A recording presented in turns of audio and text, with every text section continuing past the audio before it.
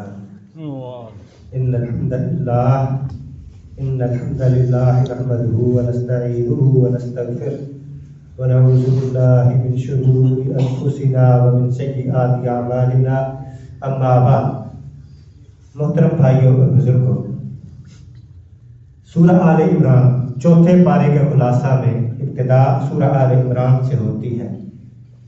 مضامین کی ترتیب کے اعتبار سے یہ بھی سورہ بقرہ کی طرح ہے۔ سورہ بقرہ میں جیسا کہ بتلایا جا چکا ہے یہود کے ساتھ خطاب تھا، اس کے اندر جو ہے وہ عیسائیوں کے ساتھ اللہ نے خطاب کیا ہے۔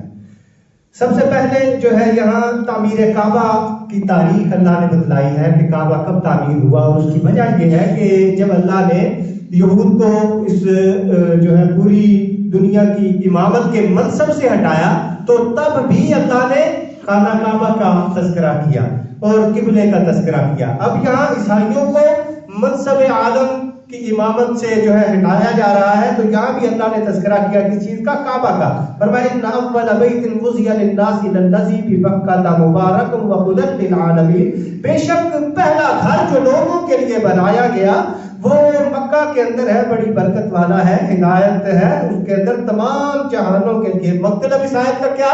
اس گھر کو معمولی نہ سمجھنا کہ جس کی طرف منہ کر کے اللہ نے مسلمانوں کو نماز پڑھنے کا حکم دیا ہے، وہ کوئی معمولی گھر نہیں ہے۔ روئے زمین کے اوپر سب سے پہلا گھر اللہ کا جو بنا ہے وہ گھر ہے جس کی طرف محمد رسول اللہ صلی اللہ علیہ وسلم اور اس کے ماننے والے امتیوں کو منہ کر کے نماز پڑھنے کا حکم ملا ہے۔ سیدنا ابو ذر بیان فرماتے ہیں میں نے اللہ کے نبی سے سوال کیا اللہ کے رسول کون سی مسجد اس زمین پر سب سے پہلی بنی تھی؟ تو اللہ کے نبی نے فرمایا مسجد الحرام، یہی مسجد حرام سب سے پہلی بنی تھی۔ فرمایا ثم پھر کون سی؟ تو اللہ کے نبی علیہ الصلوۃ والسلام نے فرمایا مسجد اقصی۔ کم بینہما، ان دونوں کے درمیان فرق کتنا، فاصلہ کتنا تھا؟ آپ نے فرمایا 40 سنۃ، 40 سال کا فرق تھا، فاصلہ 40 سالوں کی جو ہے فرق سے یہ دونوں مساجد تعمیر ہوئی۔ اور اس کے بعد جب مسلمانوں کو اس پوری جو ہے دنیا کی امامت باز توڑ، اس کی لگام، اس کی زمام اللہ نے دے دی، پھر اللہ نے اسی صورت کے اندر بتلایا کہ بھئی تمہیں کرنا کیا ہے۔ فرمایا یا ایھا الذین آمنوا ان تطیعوا فریقا من الذین اوتوا الکتاب یردوکم بعد ایمانکم کافرین، اے ایمان والو اب تم جو ہے اپنا ایک جدا دارانہ تشخص رکھتے ہو، یاد رکھو تم ان کے پیچھے چلو گے نا تو یہ تمہیں گمراہ کر دیں گے۔ جن کی طرف آج ہم دیکھتے ہیں، جن کے پیچھے آج ہم چلتے ہیں، للچائی نظروں سے دیکھتے ہیں، منہ بناتے ہیں ان جیسا، محمد رسول اللہ کا چہرہ پسند کوئی نہیں، کپڑے پہنتے ان جیسے، محمد رسول اللہ کا لباس پسند کوئی نہیں، باتیں کرتے ان جیسی، منہ مروڑتے ان جیسا، محمد رسول اللہ کی باتیں پسند کوئی نہیں۔ فرمایا اگر ایسا کرو گے تو یاد رکھو ذلیل و رسوا ہو جاؤ گے، گمراہی اور ضلالت تمہارا پھر سے مقدر بن جائے گی۔ اور اس کے بعد فرمایا ایمان والو اللہ سے ڈر جاؤ۔ کیسے ڈرنا ہے؟ اللہ حق تقاتہ، جس طرح کے ڈرنے کا حق ہے۔ ڈرنے کا حق کس طرح ہوتا ہے کہ اللہ کے ہر معاملے کے اندر اللہ نے جو احکامات نازل کیا آسمان سے، جو ہے ہر معاملے، ہر حکم کو بندہ مانے، ہر کام کو اللہ کے حکم کے مطابق کرنے کی کوشش کرے، اسی چیز کا نام ہے حق تقاتہ۔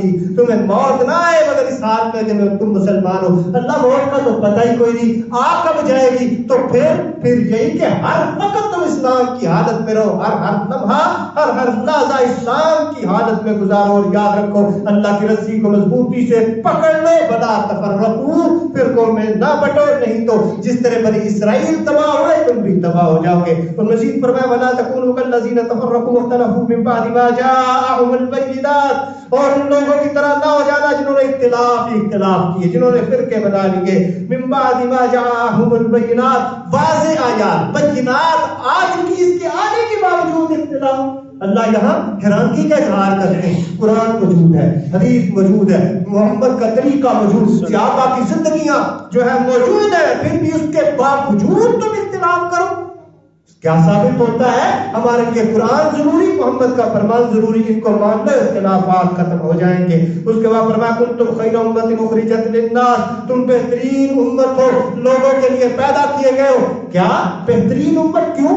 اس امت کو کچھ سرفان میں پر لگے؟ نہیں، وجہ بتلا دی۔ فرمایا تأمرون بالمعروف، وجہ یہ تم نیکی کا حکم دیتے ہو اور برائی سے منع کرتے ہو، تؤمنون باللہ، اور اللہ پہ ایمان لاتے ہو۔ یہ ہے بہتری کی की वजह ये नहीं कि जितने को लगा है लगा रहने दो, किसी को छेड़ो ना, अपनी छोड़ो ना, जो भी कोई कर रहा है ठीक कर रहा है, जो भी कर रहा है ठीक कर रहा है। नहीं कुंतुम खैरा उम्मतिन उखरिजत लिन्नास, जो गलत कर रहा है इस उम्मत का फरीज़ा है, इस उम्मत का हक है कि उसके हाथ को पकड़ो, नहीं पकड़ सकते तो उसकी जुबान से उसको रोको, जुबान से नहीं रोक सकते तो कम से कम दिल से बुरा जरूर जानो। ये ईमान का जो है सबसे कम तरीन दर्जा है, ये इस उम्मत का खासा है। बुराई को देख करके अपनी जुबान को ये उम्मत बंद नहीं करेगी, ये सबसे बड़ा खासा, और ये खासा अंबिया का था जो अल्लाह ने इस उम्मत को अता कर दिया।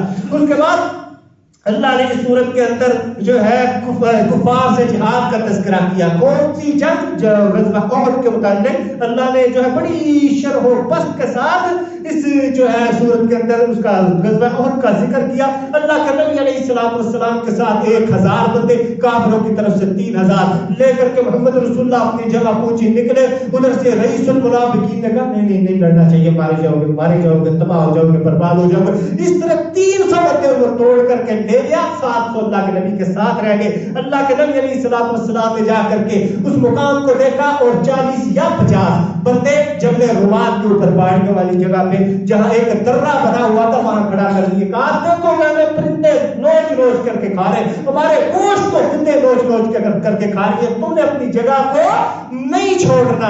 अल्लाह के नबी अलैहिस्सलाम की जंग हुई काफिरों के साथ, अल्लाह के नबी जीत गए। उन्होंने देखा ये तो जीत गए, माले गनीमत इकट्ठा कर रहे हैं, उन्होंने अपनी जगह को छोड़ी। खालिद बिन वलीद घूम करके आए, जंग का 5 साल पलट गया। अल्लाह ने सूरत के अंदर यही बताया है, ये जो जंग है, ये जो जिहाद है, ये तुम तभी जीत सकते हो, ये जंगें तुम्हारे हक में तभी होगी कि जब मोहम्मद रसूलुल्लाह सल्लल्लाहु अलैहि वसल्लम की इताअत करोगे। अगर इताअत नहीं करोगे तो वही होगा जो तुम्हारे साथ उहद के अंदर हुआ है।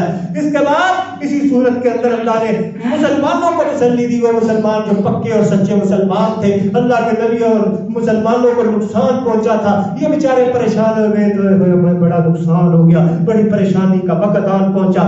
अल्लाह ने तसल्ली दी, फरमाया वला ताहिनु, कमजोर ना बनो, वला तहज़नु, गम ना करो, व अंतुम अ'लौना इन कुंतुम मुमिनीन। अगर तुम ईमान के ऊपर जो है गामज़द रहे, ईमान को मजबूती से थाम करके रखा तो तुम ही गालिब आओगे। ये गलबा इनका नहीं है, गलबा तुम्हारा है, गलबा अल्लाह ने तुम्हारे हक में लिख करके जो है रख दिया है। और उसके बाद अल्लाह ने उन लोगों को मुखातिब किया, कौन लोग? जो रईसुल मुनाफिकीन जो उस वक्त का था अब्दुल्ला बिन उबई, उसके बहकाने की वजह से जंग से पीछे पड़े।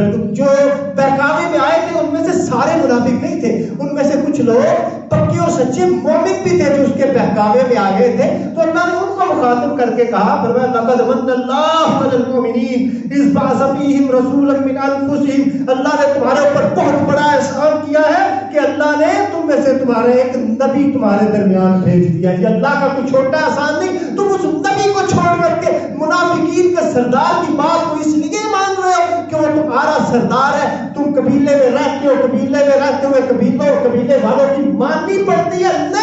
नहीं माननी, मोहम्मद रसूलुल्लाह की माननी है। ये अल्लाह ने तुम्हारे ऊपर बहुत बड़ा एहसान कर दिया है। नबी कौन है?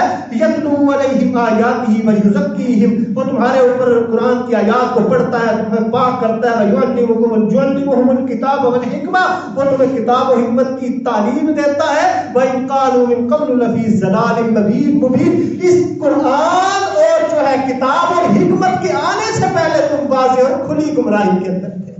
ये बड़ी अहम जो है बात अल्लाह ने की। क्या साबित होता है? जब तक किताब और हिकमत दुनिया के अंदर नहीं आई थी, हर तरफ गुमराही ही गुमराही थी, हर तरफ ज़लालत थी। अल्लाह के नबी ने आकर के ऐलान किया, अल्लाह ने मुझे 2 चीजें दे करके भेजा। कौन सी? किताबुल्लाह व सुन्नती, तरक्तु फीकुम सकलैन, तरक्तु फीकुम अमरैन। मैं 2 चीजें तुम्हारे दरमियान छोड़ करके जा रहा हूं लोगों। वो कौन सी 2 चीजें? एक अल्लाह की किताब और दूसरी मेरी सुन्नत। इनको थाम करके रखोगे कभी गुमराह नहीं होगे। क्या साबित होता है? जब तक किताब और सुन्नत इस दुनिया के अंदर नहीं थी, हर तरफ गुमराही ही गुमराही थी। किताब और सुन्नत आई, जो लोग किताब और सुन्नत के साथ चिमट गए वो लोग गुमराही से निकल गए। आज भी वही लोग हक के ऊपर है जो किताब और सुन्नत के साथ चिपटे हुए, जो इधर की उधर की, पीर की, इमाम की, फकीर की, वली की, कुतुब की, अब्दाल की बात करते हैं, किताब और सुन्नत की तरफ नहीं आते। अल्लाह का कुरान कहते हैं उनका जो है वो वाज़ेह और जो है बिल्कुल दो टोक गुमराही के अंदर है। और उसके बाद مسلمانوں کو اللہ نے منافقین اور اس کے کردار اور وہ جو چالے چلتے ہیں اس سے بچنے کا حکم دیا، بڑا جو ہے آنکھوں کو کھول کر کے رکھنے کا حکم دیا، اور جو شہداء کی عظمت کا ذکر اس سورت کے اندر ہے۔ اس کا بیک گراؤنڈ کچھ اس طرح ہے کہ حضرت عبداللہ ان کے بیٹے جابر جس دن غزوہ احد ہونی تھی اس سے ایک رات قبل اپنے گھر کے اندر بیٹھے ہیں، آپس میں بیٹھ کر کے باتیں کر رہے ہیں۔ باپ کہہ رہا ہے بیٹے کو، اللہ کے بندے ہو میرے بیٹے، کل اللہ کے نبی اپنے پورے لشکر کو لے کر کے نکلیں گے، تو دیکھے گا میں تیرا باپ بھی جائے گا، اور مجھے اللہ پہ بڑا یقین ہے کہ تیرا باپ جنگ پہ جائے گا تو صحیح بچ کر کے واپس نہیں آئے گا، یہ اپنی جان کو اللہ کے سپرد کر کے آ جائے گا۔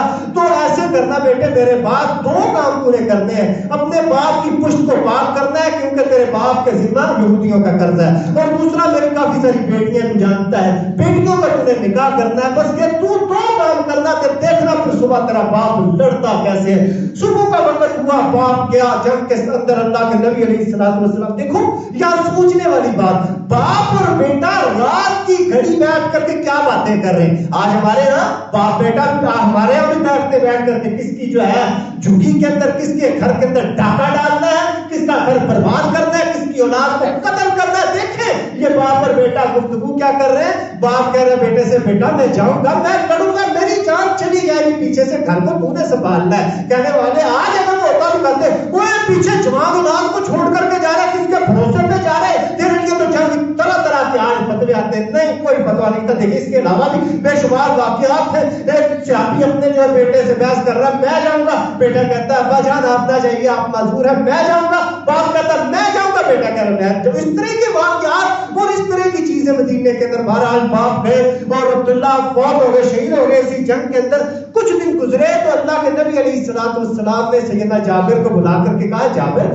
بڑا پریشان ہے، لگتا ہے باپ کی شہادت کی وجہ سے تو نے گہرا صدمہ لیا ہے۔ کہنے لگے اللہ کے نبی وہ شہادتیں تو مومنین کا کی عظمت ہوتی ہے، شہادت کا کیسا غم؟ بس غم اس بات کا ہے، باپ نے کہا تھا بیٹا تو میرا قرضہ ادا کرنا، میں نے دیکھا ہے جتنا میرے پاس مال و اسباب یا جو کھجوریں جو فصل اترے گی اس سے قرضہ ادا نہیں ہوتا، لگتا ہے اگلے سال باقی کا قرضہ ادا کرنا پڑے گا، یہودی مہلت نہیں دیتے، اس وجہ سے میں بڑا پریشان ہوں۔ اللہ کے نبی نے فرمایا چل میرے ساتھ چل۔ اللہ کے نبی نے فرمایا لے آ جن جن لوگوں کا قرضہ ہے، اور کھجوریں بھی لے آ جتنی تیرے پاس ہے۔ جو ہے کھجوریں بھی آ گئی، سارے کے سارے یہودی بھی آ گئے۔ یہودیوں کو اللہ کے نبی نے کہا اللہ کے نبی مہلت دے دو اسے۔ کہا نہیں کوئی مہلت نہیں، ابھی لیں گے۔ جس طرح آج لوگ تقاضا کرتے اسی طرح اس وقت بھی انہوں نے تقاضا کیا۔ تو اللہ کے نبی نے حضرت جابر کہتے اپنے اوپر چادر لے لی، چادر لے کر کے دعا کی اللہ یہ تیرا بندہ جابر ہے، اللہ یہ تیرے بندے کا بندہ ہے، اللہ پریشان ہے، محمد کی دعا سن لے، اللہ اس کی پریشانیوں کو دور کر دے۔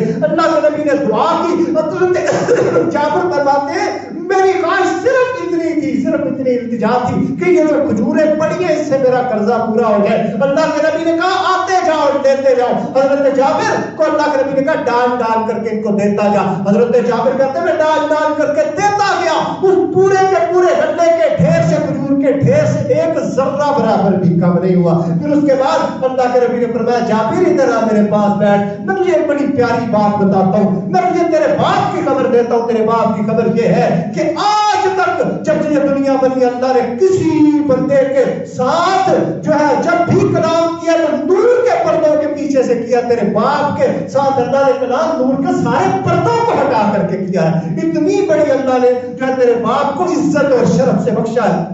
اور اس کے بعد سامنے کھڑا کر کے اللہ نے تیرے باپ کو کہا اے اللہ کے بندے، اے عبداللہ مانگ کیا مانگتا ہے؟ جو بھی اللہ کے پاس جاتا ہے اللہ جب بھی اس سے کہتا ہے مانگ کیا مانگتا ہے وہ یہی مانگے گا، اللہ جنت کے اندر اعلیٰ مقام دے دے۔ تو عبداللہ کیا بولا؟ کہنے لگا اللہ کچھ نہیں چاہتا، مجھے دنیا میں دوبارہ بھیج دے، میں نے تیری جنت کو تک لیا، تیری جنت کو دیکھ لیا، جو شہادت کے اندر مزہ تھا اللہ تیری جنت کے اندر بھی نہیں ہے، اللہ دوبارہ دنیا میں بھیج، پھر سے شہید ہونا چاہتا ہوں، پھر تیرے پاس رہنا چاہتا ہوں، پھر دنیا میں بھیج دینا۔ اللہ یہی عمل دوبارہ بار بار دہراتا جا۔ اللہ کہتا ہے یہ نہیں ہو سکتا، ایسا ممکن نہیں۔ دنیا وہاں جو دو طرح کے لوگ، ایک وہ لوگ جو جنت میں جائیں گے اللہ ان سے پوچھے گا کہ اللہ کے بندو میں تمہیں پوری دنیا کی دولتیں دیتا ہوں جنت کو چھوڑ کر کے چلے جاؤ، وہ کہیں گے اللہ نہیں چاہتے۔ اور شہید وہ ایسے لوگ ہوں گے کہ جن کو اللہ کہیں گے کہ بتاؤ کیا مانگتے ہو، وہ واحد لوگ گے کہ وہ کہیں گے اللہ دنیا کے اندر بھیج، دوبارہ شہادت مانگتے ہیں، دوبارہ شہید ہونا چاہتے ہیں، ان کو اللہ آنے نہیں دے گا۔ کچھ لوگ ہوں گے وہ آئیں گے نہیں، کچھ لوگ ہوں گے جن کو اللہ آنے نہیں دے گا۔ تو جمعرات کو روح فلانی کہاں سے آ جاتی ہے ان کی مجھے آج تک سمجھ نہیں آئی۔ بہرحال اللہ رب العزت کہتے ہیں، اللہ کے نبی علیہ السلام نے فرمایا عبداللہ ایسا تو نہیں ہو سکتا، کچھ اور مانگتا ہے تو مانگ۔ تو حضرت عبداللہ کہتے ہیں اللہ پھر ایسا کیجئے کہ میرے پیچھے جو لوگ موجود ہیں ان کو بتلا دیجئے کہ عبداللہ بڑا خوش ہے۔ تو اللہ نے اس موقع پہ یہ آیت نازل فرمائی تھی، فرمایا وَلَا تَحْسَبَنَّ الَّذِينَ قُتِلُوا فِي سَبِيلِ اللَّهِ، تم ان لوگوں کے متعلق گمان مت کر لینا جو اللہ کے راستے میں شہید کر دیے کہ امواتا کہ وہ مردہ ہے، بل احیاء عند ربهم یرزقون، بلکہ وہ تو زندہ ہے، اپنے رب کے پاس رزق پا رہے ہیں، وہ بڑے خوش ہیں، وہ بڑے خوش ہیں، ان کو کوئی پریشانی نہیں، وہ کوئی تکلیف نہیں رکھتے اپنے آپ میں پاس۔ اور وہ جو پیچھے ہیں ان کے متعلق بھی گمان رکھتے ہیں کہ وہ بھی ان کے پاس آئیں گے تو بڑی خوشی کے ساتھ آئیں گے۔ اللہ نے وہ خبر جو حضرت عبداللہ نے بھجوائی تھی اللہ کے تھرو، وہ خبر اس آیت کے اندر دی ہے کہ عبداللہ کے جو پیچھے لوگ ہیں ان کو بتلا دو کہ وہ عبداللہ بڑا خوش ہے، کسی قسم کی پریشانی کے اندر پریشانی کا شکار نہیں ہے۔ اور اس کے بعد غزوہ احد ہوا، غزوہ احد جب مسلمانوں کو بہت زیادہ نقصان پہنچا، کوئی ادھر گرا پڑا، کوئی ادھر گرا پڑا، کوئی ادھر پریشان حال، کسی کے ہاتھ ٹوٹے ہوئے، کسی کی ٹانگیں کٹی ہوئی، خود اللہ کے نبی علیہ السلام کی ریشم جیسی زلفیں خون سے تر ہے، آپ کے دندان مبارک شہید ہو چکے ہیں، اس حالت میں کافر جب پلٹ کے جا چکے ہیں، آپس میں انہوں نے بیٹھ کر کے یا کھڑے ہو کر کے جیسے مشورہ کیا کہ ہم مکہ والوں کو کیا کہیں گے جا کر کے، ہم جیت کر کے آئے، وہ کہیں گے اگر جیت کر کے آئے ہو تو پھر محمد کا سر کہاں ہے، ابو بکر کا سر کہاں ہے، عمر کا سر تو تم لے کر کے نہیں، اسی طرح آگے چلو واپس چلتے ہیں۔ پھر وہ واپس پہنچ گئے تو اللہ کے نبی علیہ السلام کو اللہ نے وحی کے ذریعے سے بتا دیا کہ وہ واپس آ گئے ہیں۔ تو اللہ کے نبی علیہ السلام نے اپنے ساتھیوں کو کہا اللہ کے بندو واپس آ رہے، اٹھو پھر سے لڑنا ہوگا۔ وہ سارے کٹے پھٹے، کسی کی ٹانگ ٹوٹی، کسی کا بازو کٹا ہوا، وہ پھر اٹھ کر کے کھڑے ہو گئے۔ اس وقت اللہ نے پھر ان کی تعریف کی، الذین استجابوا للہ والرسول، وہ لوگ کہ جنہوں نے اللہ اور اس کے رسول کی بات کو مان لیا، وہ بڑے پیارے ہیں، وہ بڑے اچھے ہیں، وہ ایمان والے ہیں۔ صحابہ بیان کرتے حالت یہ تھی کہ صحابہ ایک دوسرے کو کہہ رہے تھے میرے بازو کو پکڑنا یار، مجھ سے چلا نہیں جا رہا، کوئی کہہ رہا تھا مجھے تھوڑا سا آسرا دینا، پیچھے رہ نہیں سکتا، چلا جاتا نہیں، ایک دوسرے کے سہارے سے وہ چل رہے تھے، اتنی ان کی جو ہے عجیب حالت تھی۔ تو اللہ نے ان کی حالت کو دیکھ کر کے بڑا ایک خوشی کا اظہار کیا۔ اس کے بعد جب کافروں نے دیکھا یہ تو پھر اٹھ کر کے کھڑے ہو گئے، وہ ڈر کر کے بھاگ گئے۔ اسی وجہ سے کہا جاتا ہے کہ یہ جو غزوہ احد تھا اس کے اندر مسلمانوں کو شکست نہیں ہوئی تھی، نقصان پہنچا تھا، شکست دراصل اس جنگ کے اندر بھی مشرکین کو ہوئی تھی۔ اس کے بعد سورت کے اندر اللہ نے ایک اور جو ہے واقعے کی طرف اشارہ کیا۔ واقعہ اس طرح تھا، آخری جو ہے بات کر کے بات کو ختم کرتا ہوں۔